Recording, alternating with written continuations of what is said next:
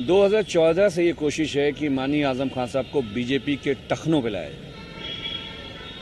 अरे जो शख्स जेपी मूवमेंट में इमरजेंसी के खिलाफ जेलें काटा हो, जिन्होंने 27 महीने जेलें काटी हों, अरे योगी आदित्यनाथ जी पीछे से वार क्यों करते हो?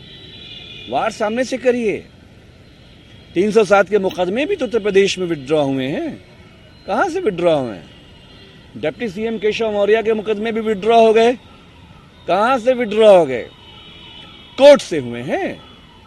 तो माननीय आजम खान साहब को गिराना आपकी राजनीतिक विरासत आरएसएस की भी दम बस की बात नहीं है कि आप उनको गिरा देंगे।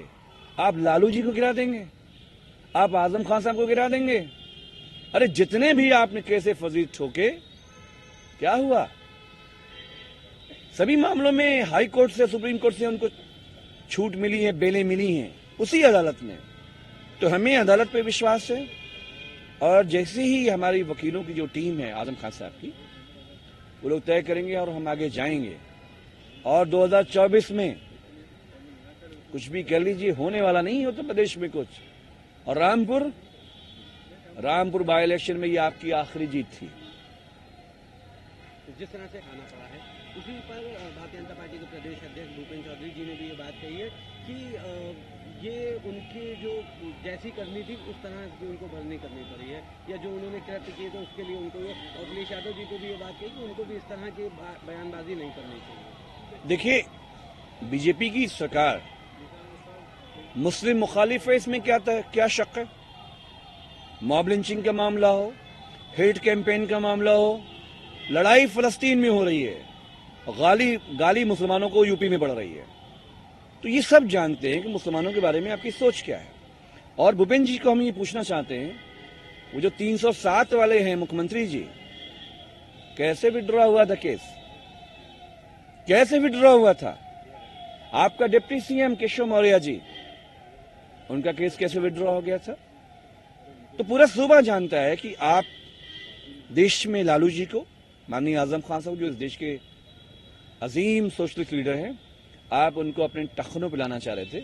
आपका काम नहीं हुआ, आपका काम आगे भी नहीं होगा और जनता 2024 में आपका काम लगाने वाली है। जिस मुझे लगता है कि शरद पवार हमास के लिए लड़ने के लिए सुप्रिया सूले को गाजा भेजेंगे। देखिए, हेमंत बिस्वा को तो जेल जाना था, श्री अमित शाह जी ने बोला था। तो जब जब उसकी सीबीआई की फाइल डोलती है, उसकी जुबान बिगड़ती है। रही बात फिलिस्तीन की, तो भारत के लोग, भारत की जनता, उनकी हमेशा सॉलिडरिटी फिलिस्तीन के साथ रही है, यासिर अराफात के साथ रही है। और जो कुछ हो रहा है, वॉर क्राइम जो कमिट कर रहा है इजराइल, पूरा देश दुनिया देख रही है। लेकिन भारत की, हमारी नरेंद्र मोदी की रिजीम सरकार स्पाइनलेस है। उसके पास रीढ़ की हड्डी नहीं है कि वो स्टैंड ले सके जो कुछ हो रहा है। आखिर जो इजराइल ने बम फिट किया है गाजा में, न्यूक्लियर फिट किया है, अब वो लड़ाई ईरान पे जा रही है, अब वो लड़ाई सीरिया में जा रही है, अब वो लड़ाई लेबनान में जा रही है। तो सवाल ये कि जब ये आग फैलेगी तो भारत के लिए भी, हमारे लिए भी चिंता का विषय है।